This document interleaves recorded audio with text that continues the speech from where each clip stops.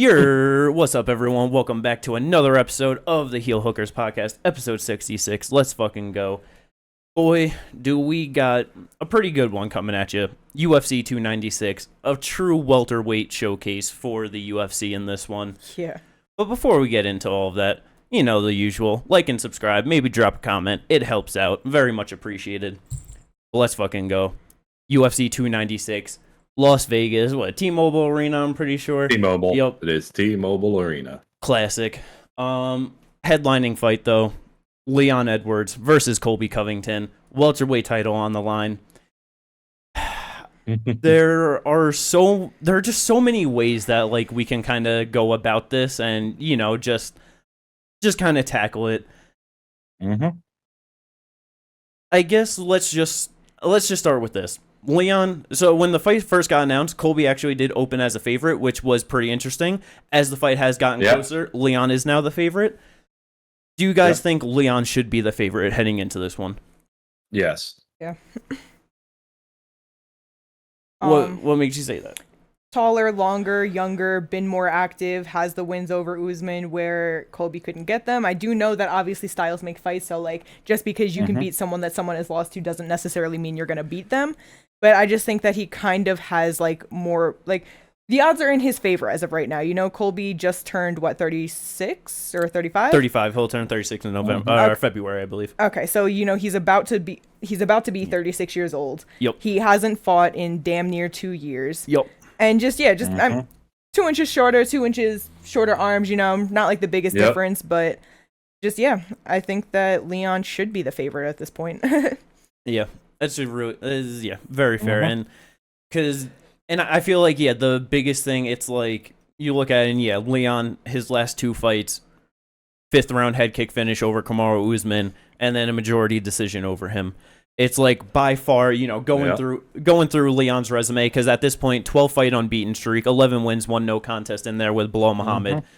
And it's just because obviously him trying to get the title, like there was just, you know, it was just very hard for him to get there. No one wanted to fight him. He didn't have the names like on his resume to really get him there. And then it's just like, you know, kind of going back like a few years later now, and it's just like, man, he just really didn't have any top tier names like at all. Yeah. Just got the Nate Diaz win to give him a title shot. You know what I mean? But with those two Kamaru Usman wins, it's like he has just truly shown that he is leveled up and like at the elite level of this division. I know it's just people just kind of like, oh, Usman wasn't the same in those Leon fights as he was in the Colby fights. I do think that is pretty fair, like especially the third one.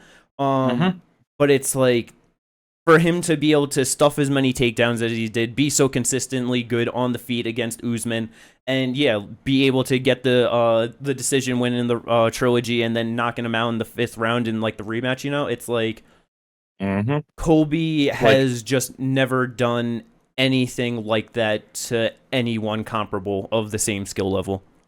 No, exactly. And that's kind of where I was about to lean into it, is just like, what has Colby done? Like, if we just take away the Usman losses real quick, those were his best performances in losing to Usman. 4, 5. Yeah, I know. His last 5 fights outside of the Usman losses are all older welterweights. Damian Maia, RDA, who was a lightweight, Robbie Lawler, and Tyron Woodley, and Jorge Masvidal. Yes. Like, they were all past their prime, all past their, like, when they were when a lot of them probably should have retired. Yeah, Robbie was 37 earlier at the time, and then Woodley and Masvidal both had one fight after and retired. Like, it's not conquerable. Like, no.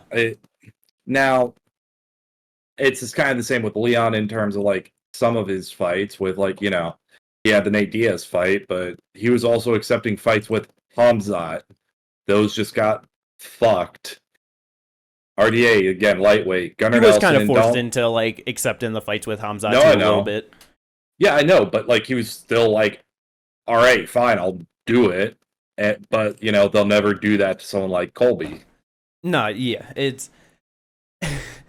One thing that, like, I saw, I'm pretty sure, I forget if it was on the Embedded or if it was an interview that Colby was doing, But this shit just made me laugh, and it's like, bro, how are you even gonna like try and fucking like say this? Dude was trying to argue or like just say like, oh, how do people like Leon? Like, he's a racist. He said that I'm only getting this title shot because of my skin color. No, Bilal. Bilal. Oh yeah, Bilal. Sorry, yeah, it was Bilal. Yeah, just like, oh, like, yeah, just saying. But it's like, bro, you literally went to Brazil and called Brazil a dump and called everyone there filthy animals. Like, Bilal said that you got that Dana White privilege, and you're just like, oh, he's racist. How could anyone support him?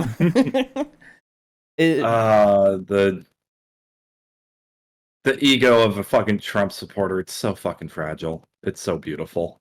It really is. But yeah, and because yeah, with it on Colby's side, it's like, obviously he is a very good fighter, very talented, because one of like, you know, just going back and kind of looking through just like his record and just some of the fights. Since his Damian Maia fight, the only fight that he hasn't thrown over 300 like attempted strikes in was the Kamaru Usman rematch, and it was like 298.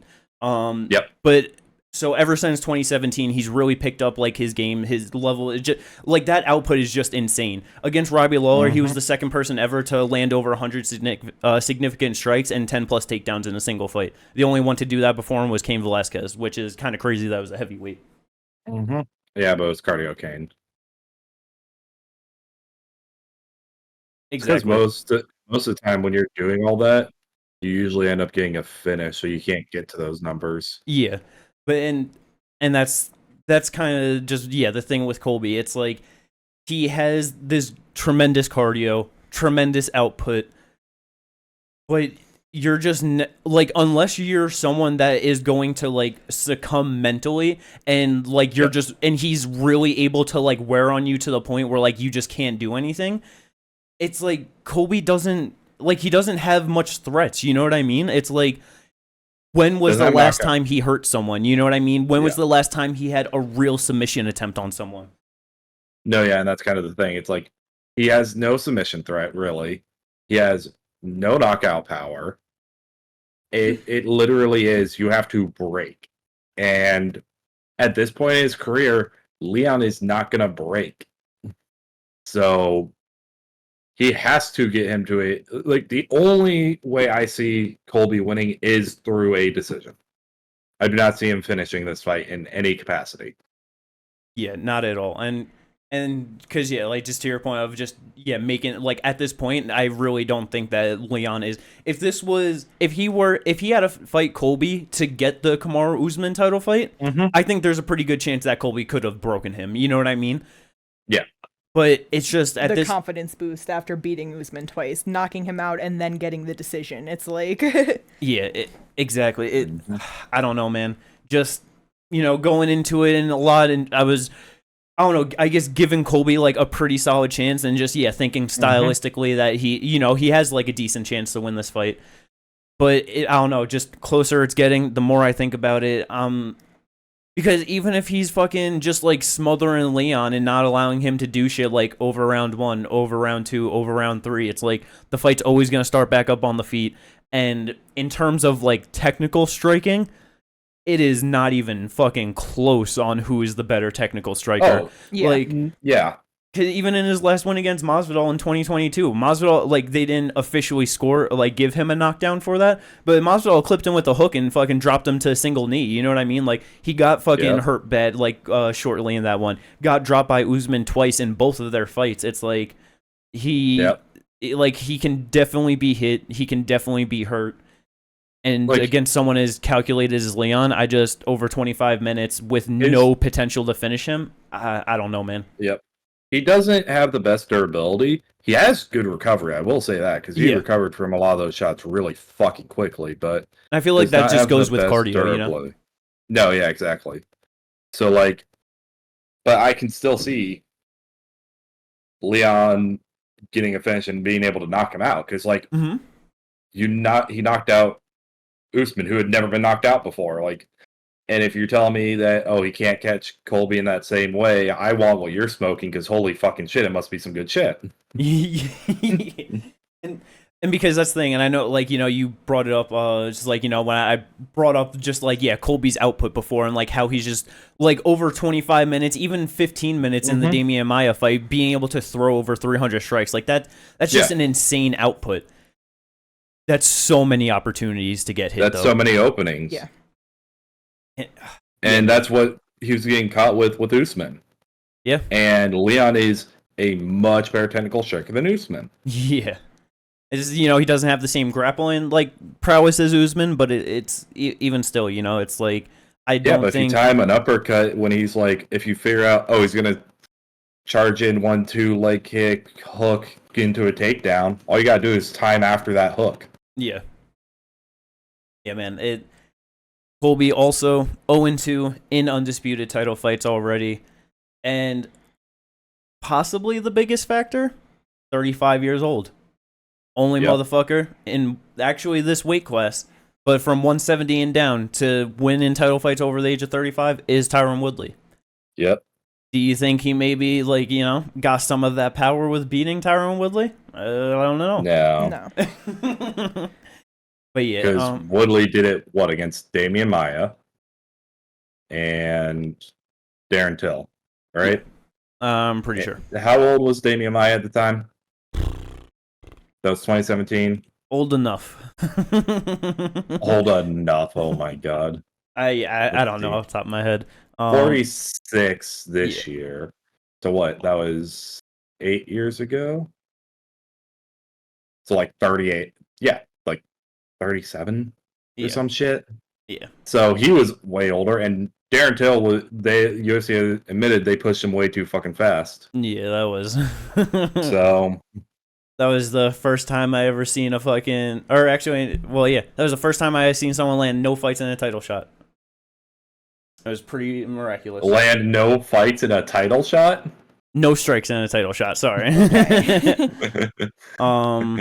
Yeah, that shit. He got fucking mollywopped in that one. That was really funny. Oh yeah.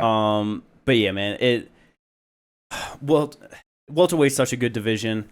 If Leon is able to get through Colby, he's just got even tougher fights ahead of him, honestly. Because I mean, Bilal is weighing in as the backup fighter for this fight, which I mean, history has shown us that if you weigh in as the backup fighter, then you're gonna get the title shot. That was Dana White's excuse as why Colby's getting it. They flew him out to England and he weighed in, so there's like, he weighed in. He's got to fight for the title, But I don't really know if that is. I don't know if that is going to secure him it, because the featured bout on this card, also in the 170-pound division, motherfucking Rockman, Shavkat Rakhmonov versus Stephen Wonderboy Thompson.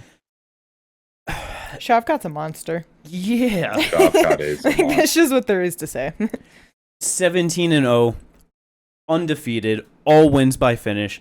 Like, no one has been able to survive 15 minutes with him.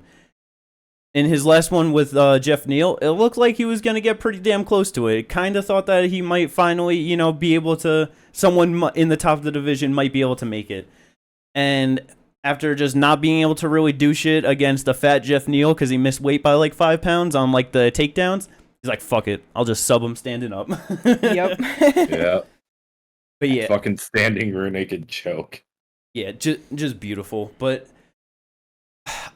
because the only person that because the only one I can remember recently that has finished Wonderboy, was Anthony Pettis. Really? Yeah. Damn. I think that was the only time he was finished, actually. Yep. Yeah. Anthony Pettis, Superman punch, 5 seconds left in the second round. If Shavkat is able to finish him, man, like, that's motherfucking impressive. Because it's like, went to fucking decision twice with prime Tyron Woodley. Went to a decision with Darren Till. Decisions with Gilbert Burns and Bilal Muhammad. Like, no one has been able to put this man away. The Bilal one makes sense, but yeah. No, I feel you. But like, and just like, because it's like, even if he is able to just like take him down at will, you know what I mean, and just like use the grappling as like a avenue to success, it's like no one's been able to sub this dude. Like, if he's able to fucking sub him, I don't. I know fucking Wonder Boy's getting older. He is 40 years old at this point. He keeps on bringing up guys like Jan and Glover being able to win titles at like 42 and stuff like that, and like in their older age. 205 is a bit different than welterweight. It's why I wish that. I almost wish Glover and Jan never won the titles because, God fucking damn it, everyone's gonna start bringing that up, especially people like Tony, people who should be looking at retirement and being like, "Nah, they did it." It's like, yeah, but at least with Wonder Boy, he's still performing pretty damn well at this level. Yes.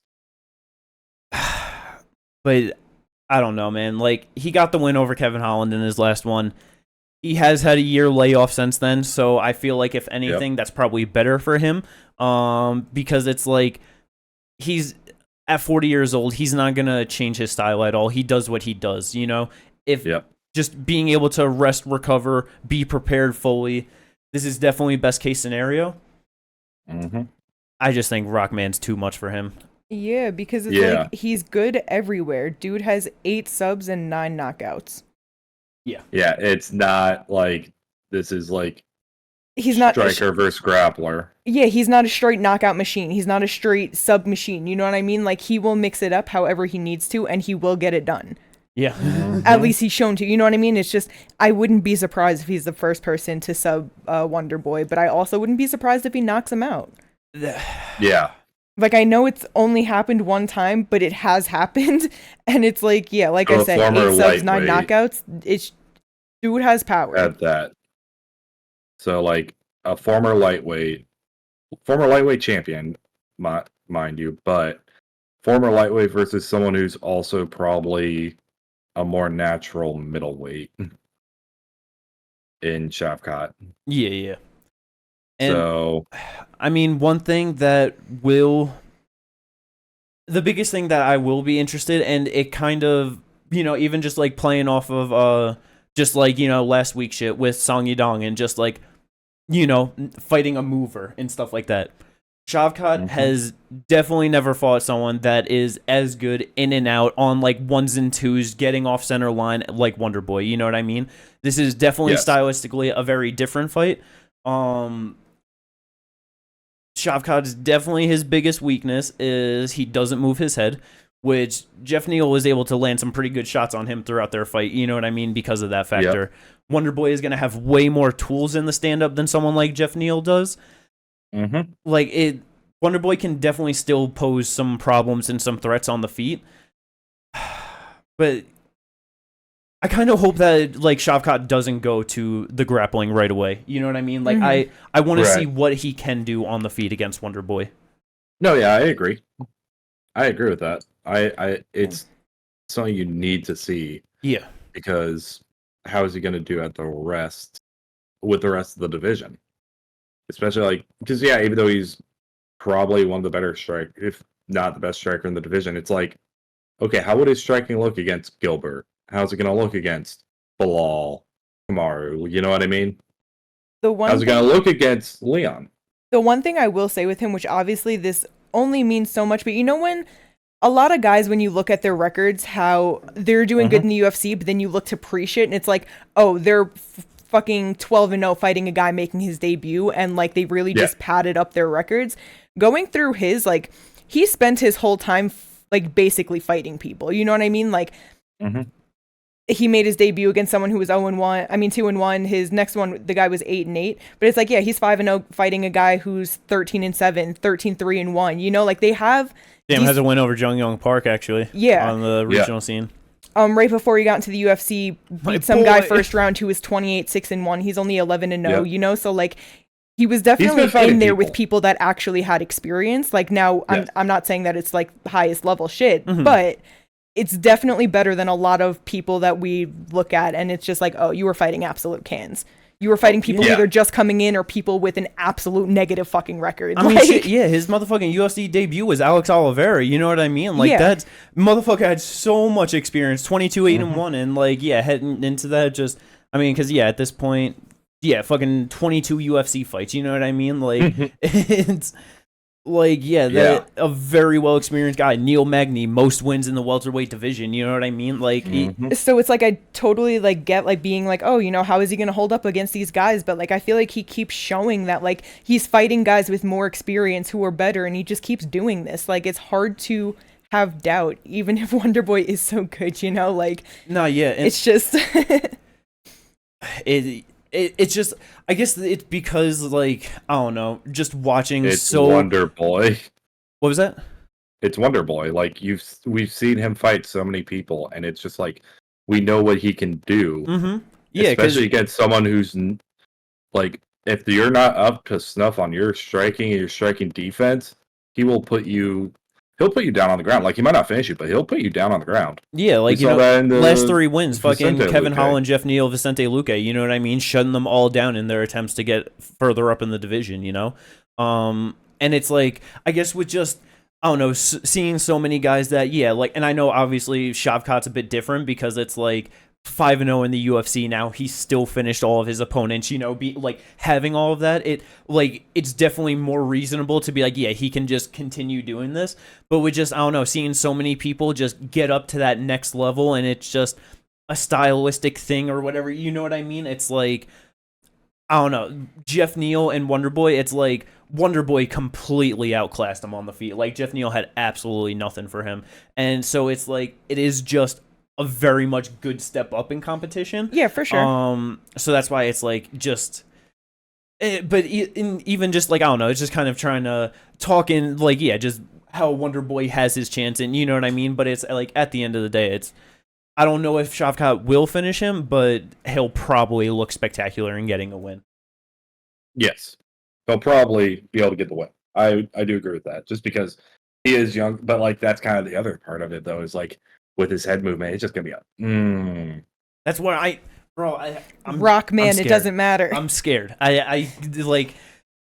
I don't know, that fucking 1-2 fucking lead lead head kick. You know what I mean? Like, yo, Wonderboy's so slick with some shit. But going back to just kind of getting into Shavkat with Bilal being backup fighter, supposed to be next in line. Do you think if Shavkat goes out there, has a beautiful performance against Wonderboy, stops him in whatever fashion, do you think that'll be enough to like generate enough hype and just everything where the fans, the UFC is gonna be like, yeah, no, it's Shavkat over Bilal? I think that people already want to see Shavkat over Bilal. I agree with that. I think that they know he's a monster, Twitter. And while he has like obviously he just beat fucking Jeff Neal, but and that's not like the top of the division. I think that they already see a monster in him, and it's like with this, I think they're definitely would rather that over Bilal. Yes, you're just guaranteed more of a banger. Yep. Yeah. Bro, Shavkat versus Leon, man, sign me up. Yeah, I'm totally okay with that. I don't know, because like I don't know, man. I would just feel so bad for Bilal. He really does just deserve that. You know what I mean? It sucks. I feel like best case scenario is, with Leon being like, I want to fight fucking winner of Strickland Dricus. You know what I mean? Let him do his fucking opportunity of doing that. Just do an interim title below Shavkat. That's fucked up too. That's fucked. That's fucked. Dude. Because at least, like, I get what you're saying, because at least he kind of gets a shot, but it's like, bro, that is fucked up. That is such a harder fight. That is, yeah. If he wins the belt, who do you think he's fighting next? I mean, you're not wrong, but that's just like if Bilal gets his shot against Leon and he beats him, like, he's fighting Rockman. Yes, but at least for that one fight, he's getting the pay-per-view points. He's, you know what I'm saying? Like, yep. Pay-per-view points on a Bilal Shavkat fight. There's going to be something above that. You know that damn well. Yeah. They're not headlining that shit. They'll headline that on a fight night. I was supposed to say, and if they do headline it, they're putting something under it, like a bantamweight title or fucking something. Fight night main event in Kazakhstan. How about that? That's fun. That would be some shit they do to Bilal. No pay-per-view points, and you're going to fucking your opponent's fucking home territory. Like, but yeah, I definitely do think that if Shavkat gets a great win, like, he can leapfrog Bilal. I would just feel so bad, man. That would just absolutely suck. Yeah, I feel really bad for him, but it can happen and probably will happen especially if he finishes Wonder Boy. If he finishes Wonder Boy, it's over for Bilal. Yeah, yeah. Moving on, though. The next welterweight fight on this card, the main card opener. There are so many things with this, man. There are so many fucking things. Holy fuck. This welterweight fucking division, there's so much going on these days. Mm-hmm. Vicente Luque, a fan favorite, the silent assassin. Everyone loves him. Everyone loves to see him knock a motherfucker out and then just do his beautiful bow. Just like you're welcome, crowd, you know? Violence. Taking on undefeated 13-0. Irish sensation, one might say. Ian Machado Gary. He makes Ireland look like a bunch of bitches.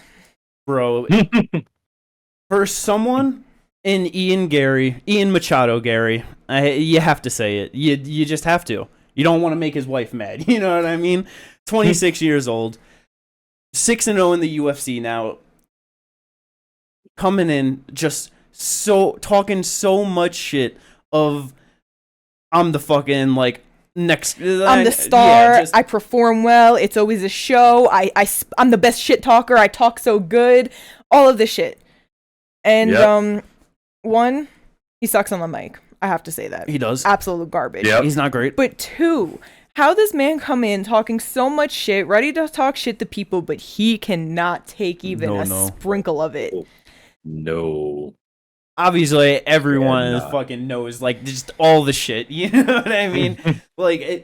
Not fucking privated his own Twitter at one point. Was blocking a hell amount of people. Disabling comments on his Instagram and fucking making his Twitter private. Right there, that's already bro, this. You're talking about wanting to be a big star, and you're doing this already. Major red flags that. Yeah, that is not good.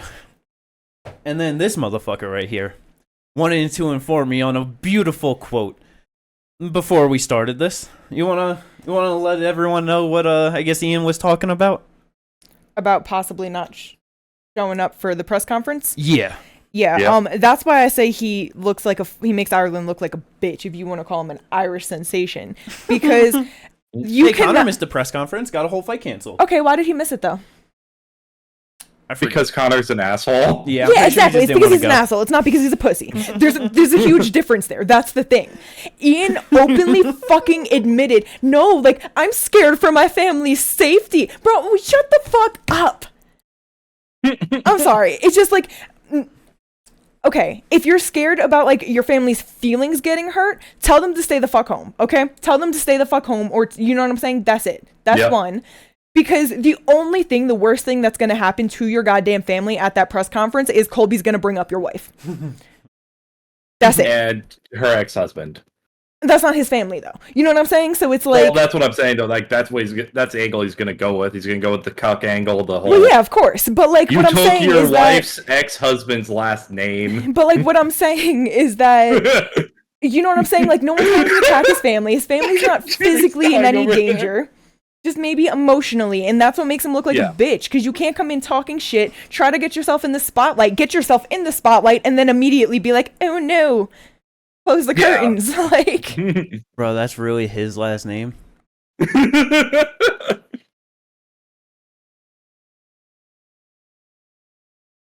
Yes.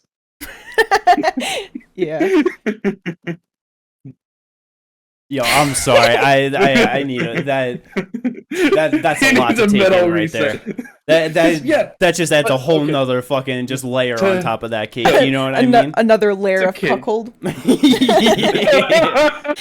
this man is a cuckold lasagna.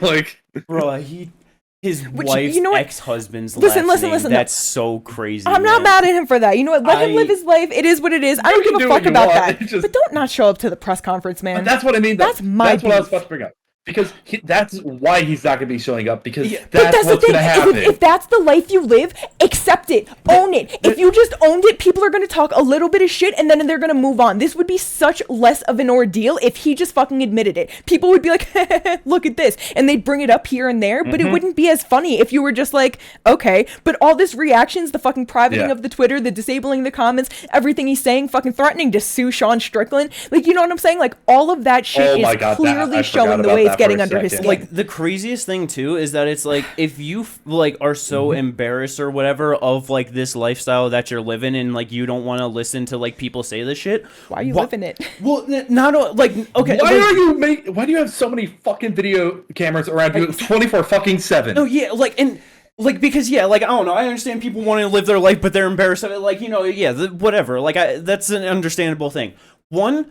Why are you trying to talk like you want to be the biggest fucking superstar? Because everyone's going to dig into your shit and find out everything about you so they can say as much shit about you. That's first off. Two, why are you going to have them so involved and all around you? And to your point, like, force all these like, the ex-husband is what, the nutritionist? Yeah, nutritionist. Like, he has them so, like, you literally set yourself up to be put in this situation, and now you're just gonna like, just be like, oh, I can't deal with it. It is like, a self-fulfilling prophecy. You are the main card fucking opener on this UFC card. You know what I mean? Main card opener. I can't show up to the press conference. Pussy. What if you're the fucking champ and now you got fucking 2 other fights of people in your weight class below you and they're coming after you specifically because you're the champ? So everyone's gonna have shit to say about it. That's the thing. Like, everyone's gonna be talking about you. This is so bad. This throws up so many red flags. Yeah. Just because, like, exactly your point. People are going to be coming after you. And you've been talking so much shit that everyone is already gunning for your ass because you are already talking so much shit on everyone else in the division. Yep. So everyone already has a vendetta against you. The T-shirt with Jeff Neal, the fucking commenting on Vicente Luque shit. All, like, so I mean, to be fair, I know me and Kay have talked about this, and, like, you know, we're definitely not on, like, the MMA community side generally with, like, his comments towards Neil Magny and just all of that, you know what I mean? But it's, like, so many people hate him because of, like, him just being like, oh, you're a fucking child beat. You know what I mean? Like, over these last couple of fights, like, he has lost all the fucking fan following and everything like that, and I am very sad that Vicente Luque is taking this fight after all this, like the brain, and it was brain aneurysm, right? Yeah. Yes. I'm very sad that it's after all of this. Because that's the shit that worries me. Because at the end of the day, Ian Gary, he is a good fighter. He's a great striker. He's got he's got good power. Like, he's very talented for sure. Oh yeah, 100%. I don't want to see Vicente take that damage. Man, I really no, don't. I understand that. Because going into the RDA 100%. fight, that's just all we were talking about. It's like, we're goddamn happy that he's fighting RDA. You know what I mean? But it's like, what's gonna be next? And it's like, this is next. He won that fight, and now he gets fucking Ian Gary. And that's the thing that I also don't like about this fight is he's up against Vicente just in the fight with the brain answer and all that, but like, Vicente ain't gonna talk shit. Vicente's a nice guy. Yeah, no, he already didn't. Like, when they were talking about Ian potentially skipping the press conference, he's over there like, yeah, I like, it is what it is. You know what I mean? Like, he didn't care. He didn't talk shit about it. He just, like, backed him on it. Was like, it's fine.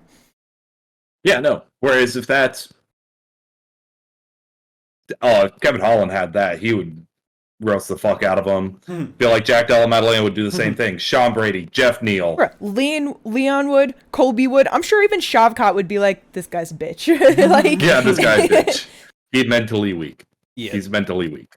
That's what a lot of people are going to be saying. And guess what? If you don't show up, you are getting eviscerated but also by everyone about being mentally weak. It's also kind of worrying, though, because it's like, how many fighters say that the mental game is like fucking 90% of it? Like, dude's doing Most of good them right now, but it's like, yeah, honestly, like, with all of this going on, is he going to be in the right mind state? And he's going Like- in against someone that has fucking, like, just like I said, like, bro, like, I can't even imagine what it's like to be a fucking fighter, find out you're having fucking brain aneurysm. You know what I mean? Go through all Yeah. of that and just be like, nah, like, even with all this risk and everything, I want to come back and fucking, like, do, you know what I mean? Like, Yeah. like that fucking shows the mental toughness and fortitude of Vicente Luque, you know what I mean? And it's Yup. like some things just also kind of thinking about that are probably like very much in Vicente's favor. One, them being former teammates.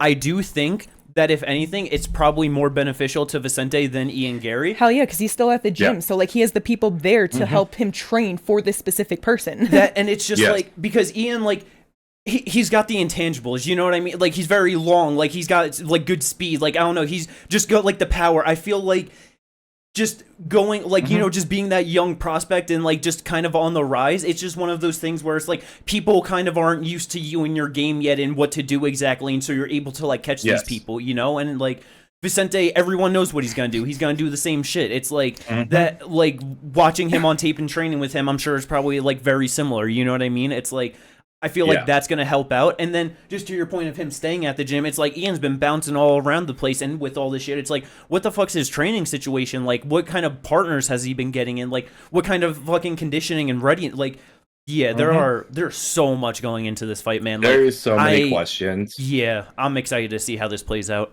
Yeah, it's just funny with Vicente being Man. 4 inches shorter, but with a 2-inch reach advantage over Ian. I wonder what the crowd reaction is going to be like. And I think it will all depend on the press conference. It will 100% depend on the press conference. If he does not show up for the press conference, he's getting booed out of the stadium the second he walks out. Yeah. I feel like the fans are going to be on Vicente's I was side. going to say either way, Yeah. if he shows up or not, I think they're going to But be I on feel like Vicente's it'll side. be worse if he doesn't show up to the press conference. Oh, for yeah. sure. He might be able to win some people back. But if he no-shows it, Yeah, that's going to be real Fucked. bad, man. But yeah, so that's the 170-pound showcase on this main card. It's fucking amazing. But now we got to get to just another amazing fucking fight, man. Co-main event, flyweight title on the line, new champ Alexandre Pantoja looking to fucking defend his title for the first time against Brandon Royval in a rematch. This is gonna be fight of the night, huh? Yeah. If it can last that, it has a if it can last that long. It's got a great chance of being fight of the night.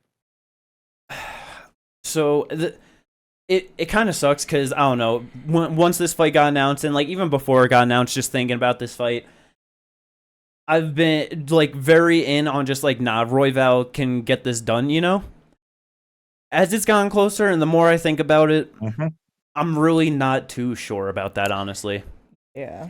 Because Yeah, it's because like the thing with Royval, it's like he's fucking wild. Like you know what I mean. In his last few fights and like on this little streak, like he like is even talked about like you know controlling that, not just being so crazy and just you know really trying to use his skill set to like find the right shots and like put people away tactically.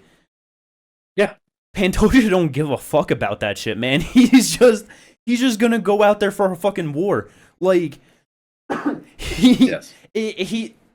His fucking durability, his fucking power, the grappling, his submission game, like it.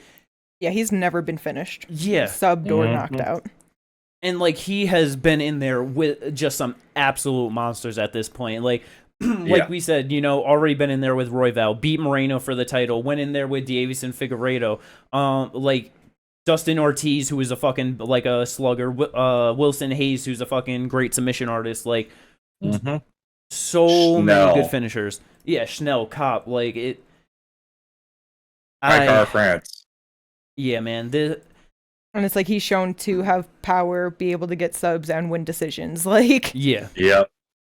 And it's like, man, that fight with fucking Brandon Moreno, probably fight of the year still at this point, honestly. Like, that shit was just so damn good.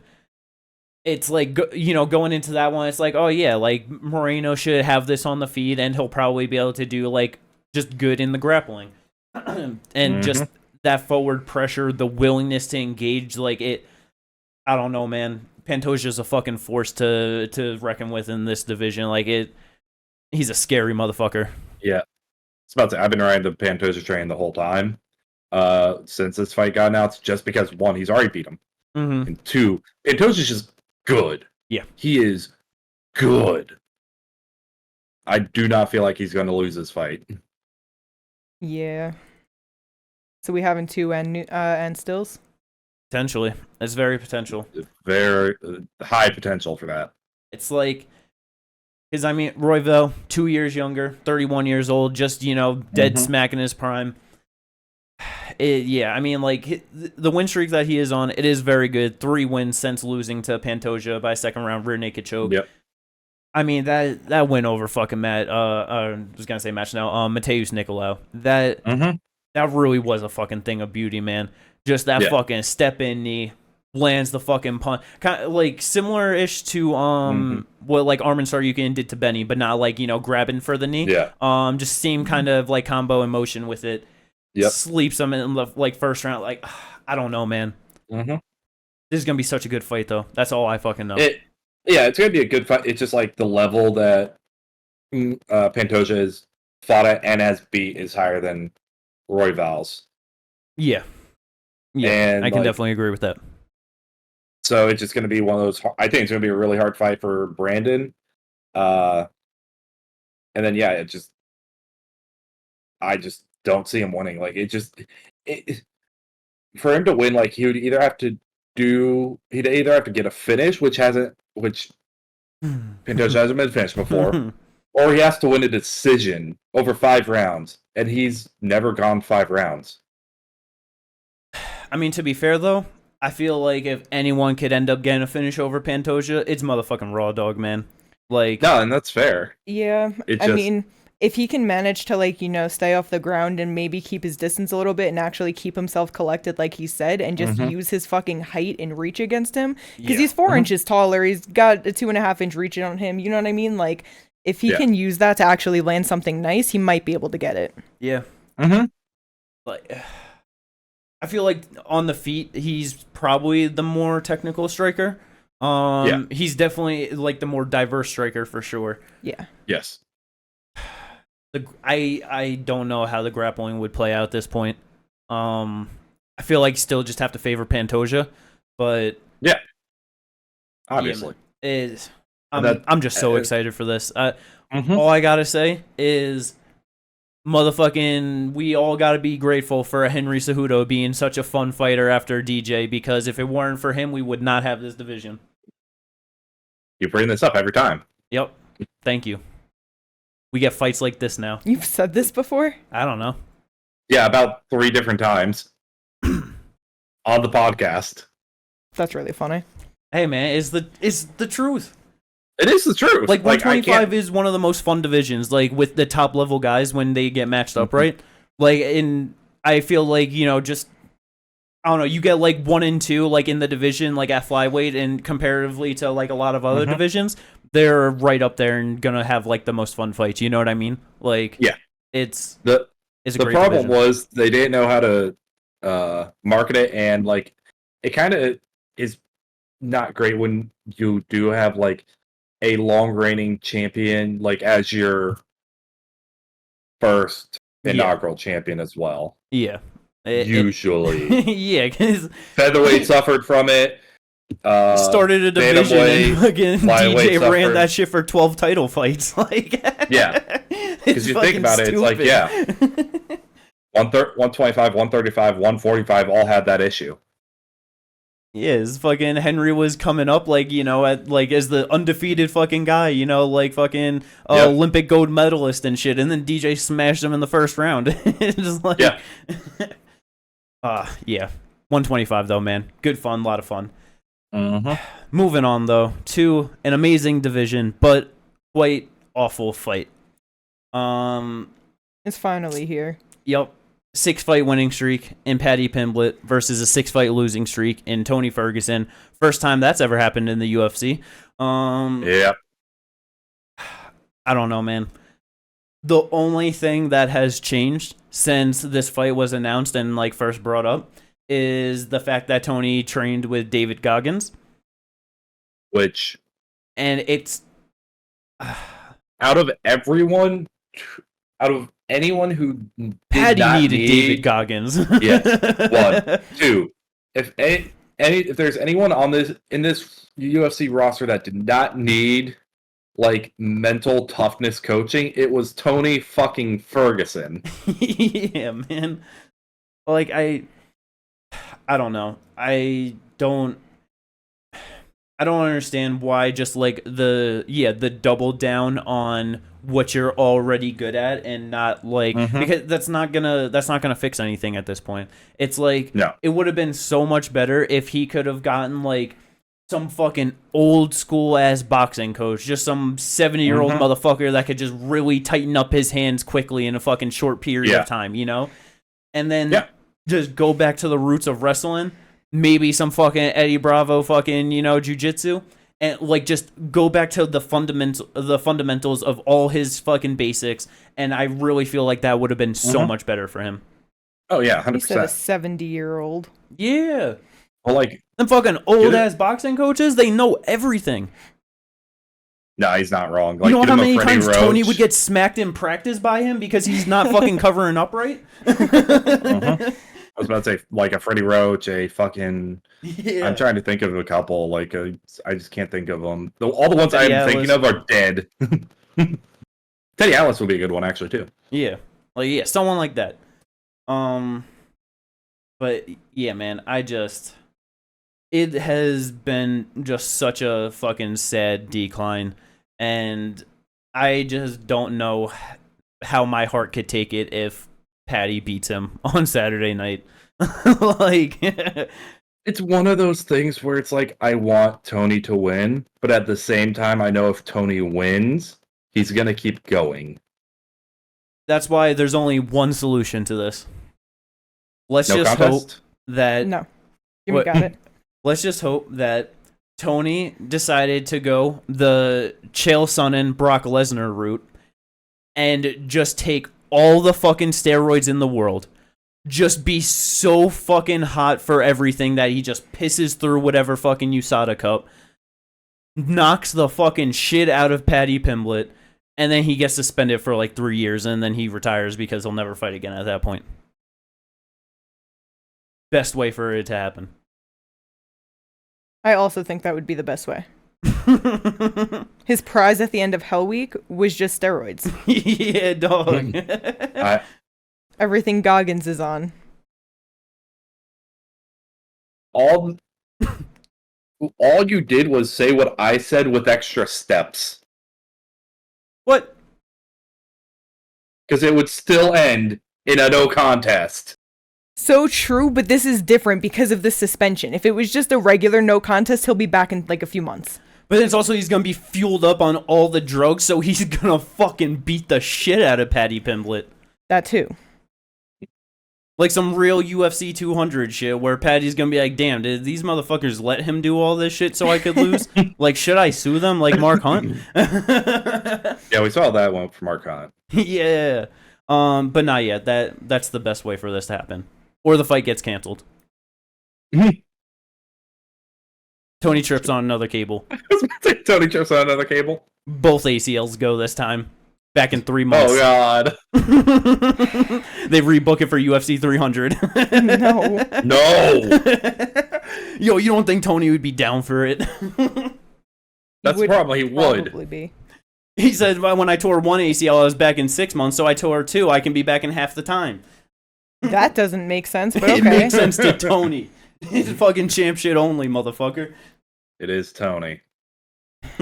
Yeah, but like, in terms of the actual fight plan, it's like, if this was obviously Tony not on the losing streak, it's like, Paddy would still probably go out there and land some giant ass shots on Tony, probably hurt him, drop him even, cut him open all over the place. But then Tony would just get back up and he would just smile and just keep on fucking throwing terrible jabs and fucking uppercuts and elbows and just slowly just crumble Paddy Pimblett in front of him. Yeah, because Paddy would not be able to keep up with that cardio. No. Ain't no fucking way. And I say slowly, but in reality, he'd be done after the first round. Like, maybe round and a half. But, like, that's the thing. This guy got tired after fighting Jared Gordon, and that was not a high-volume fight. He did fuck his shit up, I get injured in that fight, to be fair. Okay, but that's my point, though, is... I was about to say, if it was Prime Tony Ferguson, he wouldn't get fucking hurt in some way, like... This dude's leg would get fucked up from leg kicks. Yeah, this would just be absolutely terrible for Paddy. Yes. But because it's not Prime Tony, and he has accumulated so much damage... We just gotta hope for steroid Tony. He ain't about it, though. I know. He ain't about it. Tony's the type of guy to do fucking, like, anti-steroids, to do drug decreasing. Performance decreasing drugs. Yeah, like... just to make it more fair for my opponents. Show how good I really am.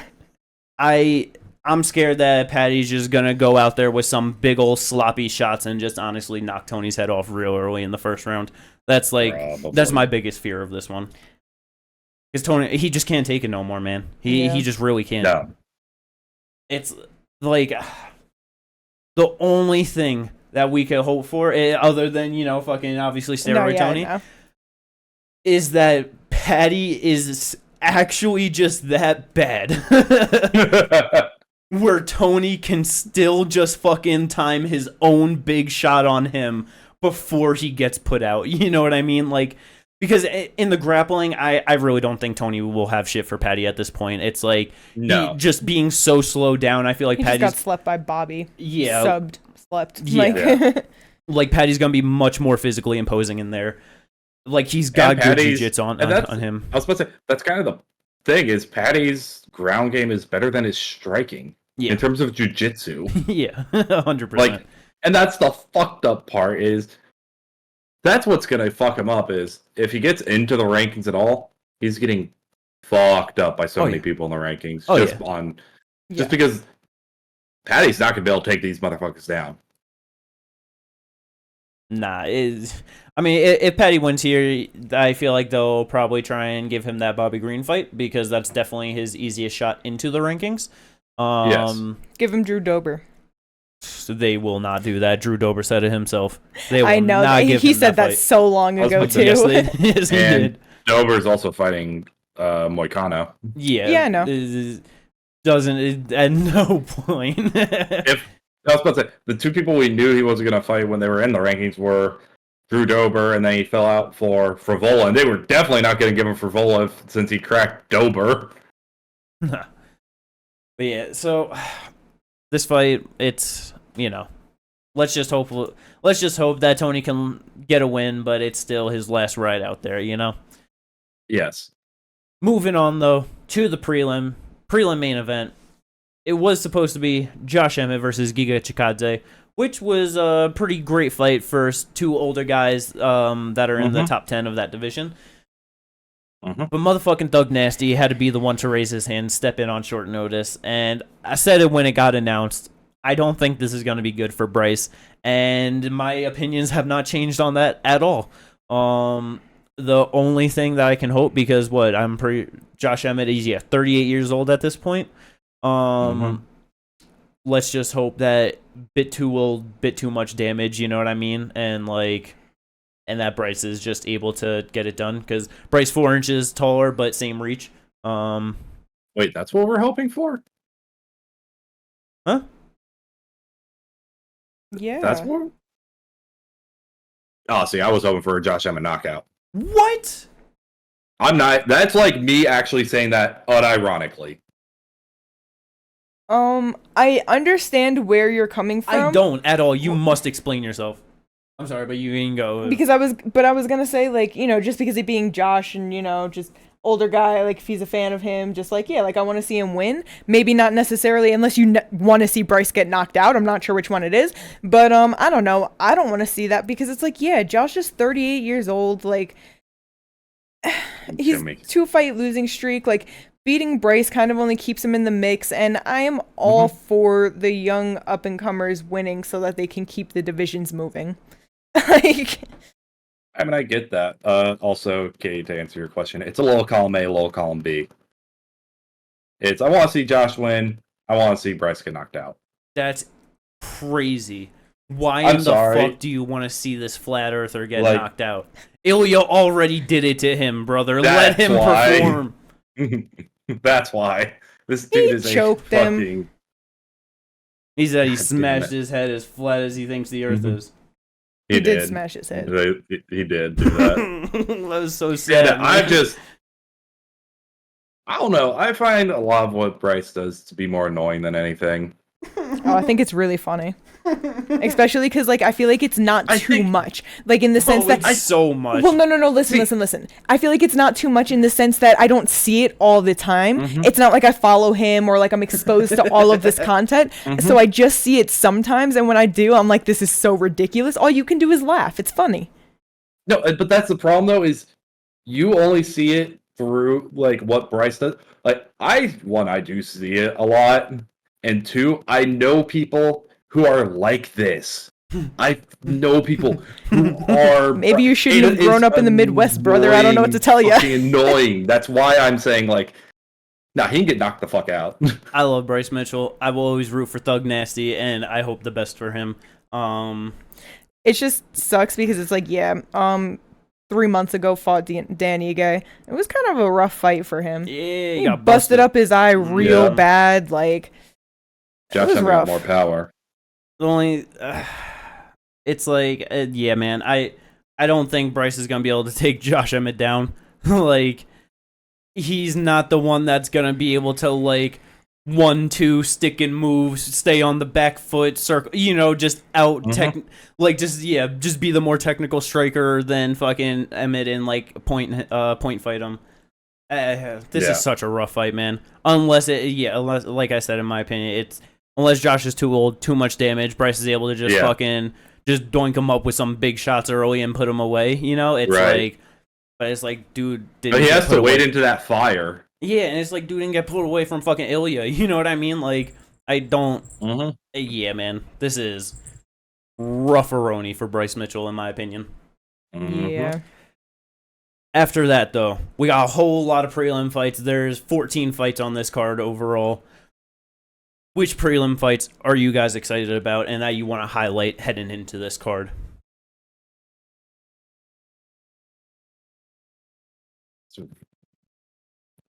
Ginger. That's kind of the thing. I'm not, like, the most hyped for any of these. Are you fucking serious? Yo, I think Randy Brown and Salikov, that'll be a good fight. Yeah, that's going to be a great fight. Yeah, I think that's going to be a real fun fight. That could be a fun fight. It's just like... Yo, you're really about to disrespect all 16 of these motherfuckers out here? And it's just good because, it opens up the card, so like, that's a great way to open up the card. Alonzo Menafield, Dustin Jacoby, that could be a good fight. At 205. That can be a fun fight, depending on Menafield. That's going to be a great fight. Top 15 guys at 25 versus Tagir and fucking Cody Durden. That's going to be a good fight. You guys aren't hyped for the return of Casey O'Neill? The return of Cody Garbrandt versus Brian Kelleher? The fight that the fucking dude that won the matchmaking sweepstakes made? He made this fight. I was about to say. Yeah, he did. He sure made it. I guess. Maybe. Yo, this is absolutely crazy. Irene Aldana versus Carol Hoza? Listen, the thing is that I can always have fun watching these fights, like, as they're going on, but sometimes it's hard to be excited for them going in. I'm just excited for fights in general. You feel me? I like the opener. I don't think that next fight is going to be good, if I'm going to be honest. Fucking heavyweight Shamil Gaziev and Martin Boudet, like, it's going to be shit. It's not going to be good. Andre Fili and Lucas Almeida could be fun. It could not be fun. Who knows? Yeah. Andre Touchy Fili? Team Alpha Male? I'll admit, goated nickname, terrible gym. Yo, this is crazy. Alright, I guess there's no respect on all of these guys from these. Whatever. I understand, I guess so. I brought up multiple people. Yeah, but you talked with it with such a lack of respect or hype is crazy. It's just like... Could have had Benny Arman on this card. You know. That's true. Anyway, moving on to fight news. Man, this fight card has had a lot of cancellations. That's actually kind of crazy. What? You said hasn't had? Yeah, there's only been the fizzle with Benny and Armin, and then Josh and Giga. Yep. Like, that's actually crazy. Let's wait till weigh-in day, brother. Let's go.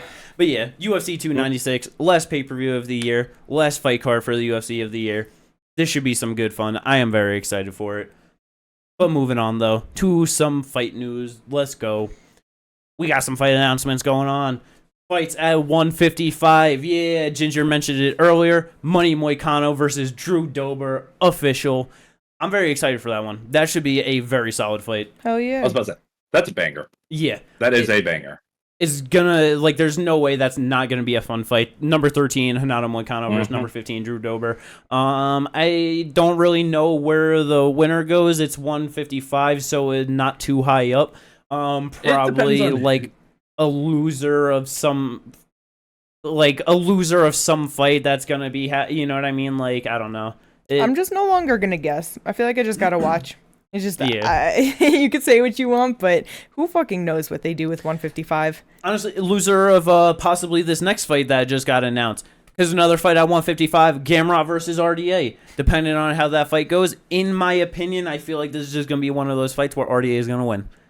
Yeah, the main I reason understand that feeling 100%. is because it's terrible for the division, and that's why RDA is gonna win this one. Still ranked 2. 1-1 since 2016, ranked number 11. Yep. We've been 1-1 at lightweight. Yeah. Yeah. We've been wondering why he's still here, ranked at number fucking 11. Yeah. And he's getting a fight with number 6. So we all know that if he wins this fight, they're probably gonna look to get him against fucking Islam, or maybe a bigger fight. Maybe Dustin will take it. That's what I was gonna say. Possibly that would be a fight that would get Dustin up. I would honestly, I'd be so fine with that. Let's go. Yeah. The reason I feel on the flip side, I'm sorry, go. No, but the reason I feel like RDA is gonna win this is because all of Gamrot's last 3 wins are fraudulent. That's very true. Brought up a 4th. Yeah, I don't. And he fraud up a 4th. I feel like if he just wins in general, it's just fraudulent, right? He's fucking RDA at 155 in fucking 2024. So true. It's like, what are we doing here? What is going on? Because that's like, yeah, with Gamrot at number 6, if he beats RDA, yeah, it's a big name. Still probably not getting him a title fight. But yeah, should be a decent fight overall. The only thing I think is get him a fight against maybe Oliveira if Oliveira loses to Islam. Yeah, probably. Next fight, though, a fight that they are looking to go back to. Don't really know how I feel about this. Curtis Blades versus Jailton Almeida at the heavyweight division.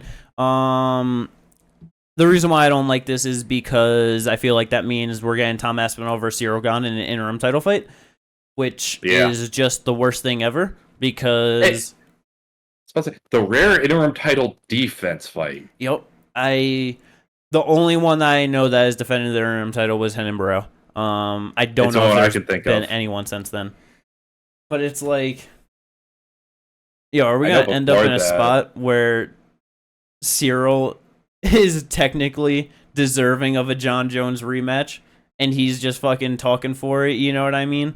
And like, because that's the terrible thing that we could potentially have that. Well, you could potentially have that, but like the thing is, if Jones and Stipe retire and then all of a sudden like Gane's now the undisputed champion because he beat Tom Aspinall, who's the interim champion. And then it's just like, where do we go from there? Well, he would be 2-0 in interim title fights, and he would be 0-2 in undisputed title fights as our undisputed champion, and that's great for the UFC heavyweight division. Yep. But like other than that potential, this is still a great fight. It's still a good test for Jailton to see where he's actually at with his grappling in the division. Especially after that Derek Lewis fight. Yeah, like another Derek Lewis fight where we will not mention that ever again because of how bad it is. Moving on though, it's a good fight, but it just makes me fucking mad. Tatiana Suarez versus Amanda Lemos is official.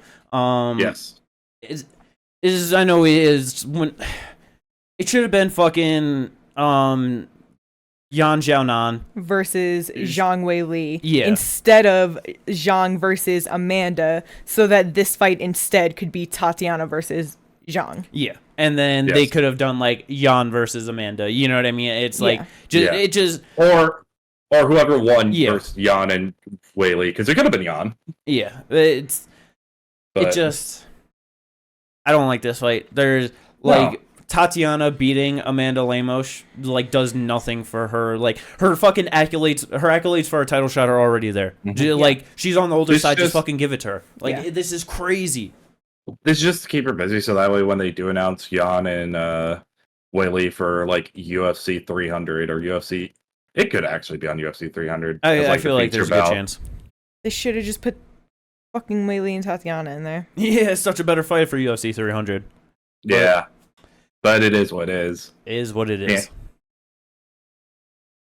But yeah. Overall, though, that should be a fun fight. It's, Yes.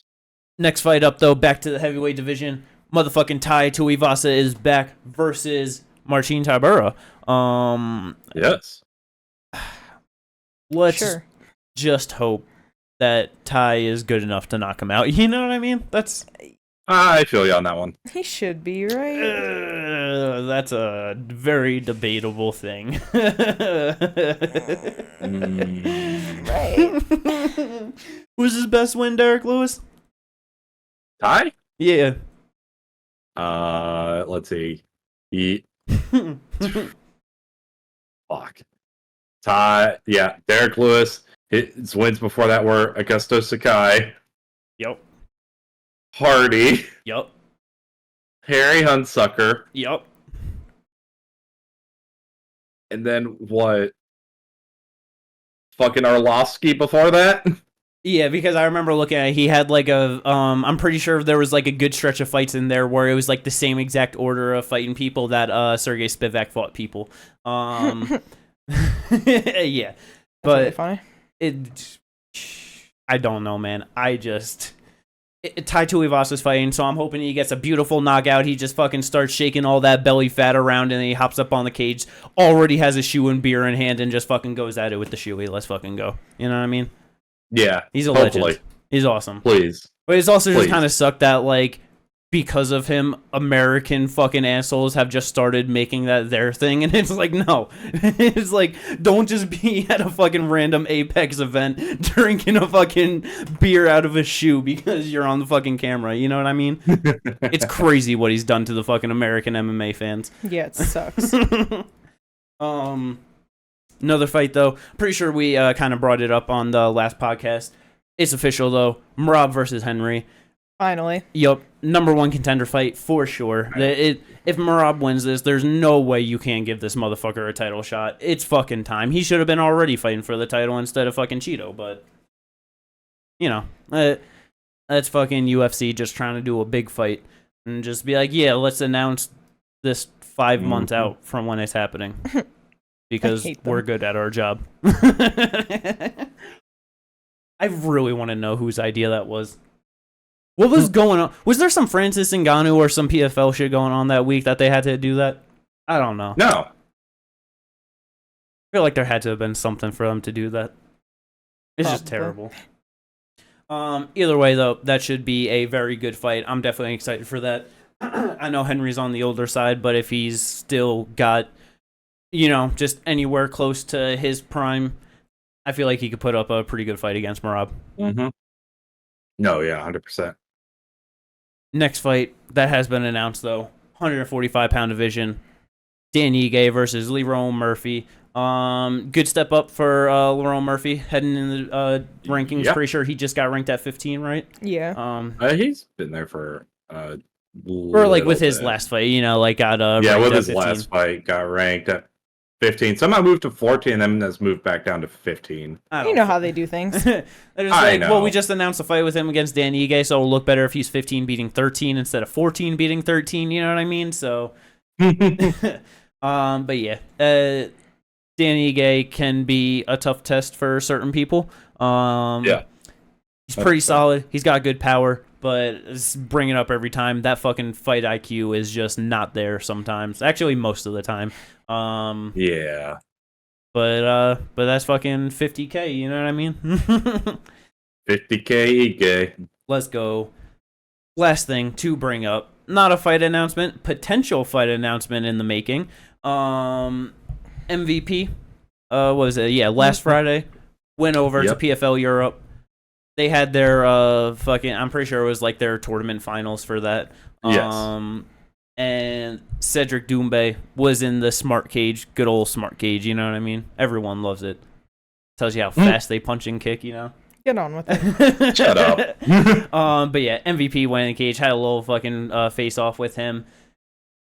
Everyone's just being like, oh, he's signing to the PFL, you know? I just genuinely feel like he's just kind of showing to the UFC after that leak of him fighting Kevin Holland. He's like, I got options, motherfucker. I do not have to sign that contract. You know, yeah. I really feel like that's the biggest thing. I just love that you didn't originally put in there, so I just put into our notes. What the fuck is up with MVP? Yeah. Because we genuinely have no idea. All of a sudden, like, what is it? Next Friday is one fight night? He's gonna show up there. He'll show up at the next BKFC. He already went to BKFC and lost to Mike Perry. What's he got there, you know? Yeah. You know what I mean, though. Like, he's just gonna show up random places, and we're just all gonna be sitting here like, MVP, what are you doing? He's gonna face off with Conor McGregor in Russia. That was the weirdest shit ever. No, if those two are gonna face off, you know where it'd end up happening? It'd somehow end up in Japan. Yeah. Just because Japan do be doing some weird shit sometimes. Yeah. They're trying to get Mike Tyson to box or fight Fedor in a mixed rules bout. Yeah, I don't know, but I mean, I don't know. It's like MVP is older, so there's still some fun fights that can be made in the UFC. Mm-hmm. I mean, in PFL, we can get him versus Cedric Doumbé. We can get him versus Anthony Pettis. Those are probably the two best fights that you could do with him. Yeah. Like, I feel like Magomed Karimov just would rip him apart. Yeah. He's a great striker with great grappling. I don't know. I mean, it could still would just be an interesting test for him, you know, but those are... maybe Sadabusi, but both on the older side. I don't think Sadabu has the style that'll bring it to MVP and make it fun. Like, he'll be too safe technical on the back foot. It might be hard for MVP to just do too much to him, you know? That would be a shitty feel fight. Like him versus Kevin Holland is probably the best fight out there. I want to see him versus Wonderboy. That's the fight that it should have been forever. No, you know what I mean? I know. It's like, I want to see him versus Holland. I want to see him versus Wonderboy. Vicente Luque would be great fun. Yep. Like, and him versus Steven Thompson is literally one of the bigger shit talkers in MMA versus one of the nicest guys in MMA. It's just so stylistically they match up well. They're both like in that karate and out stance. It's just like literally like, what is it? Whatever the Karate Kid one is, I forget what he represents, and then the other one's Cobra Kai. Like, you know what I mean? Yeah. It just makes too much sense at this point. Yeah, that would be beautiful. That would be good. But other than that, we ain't got anything more to talk about. I think we've gone on long enough. UFC 296, though. Super excited. This should be great. If you everyone enjoy this, again, like and subscribe. We got the Twitch links in the description down below. Let's go. We'll catch you in the next one. Peace.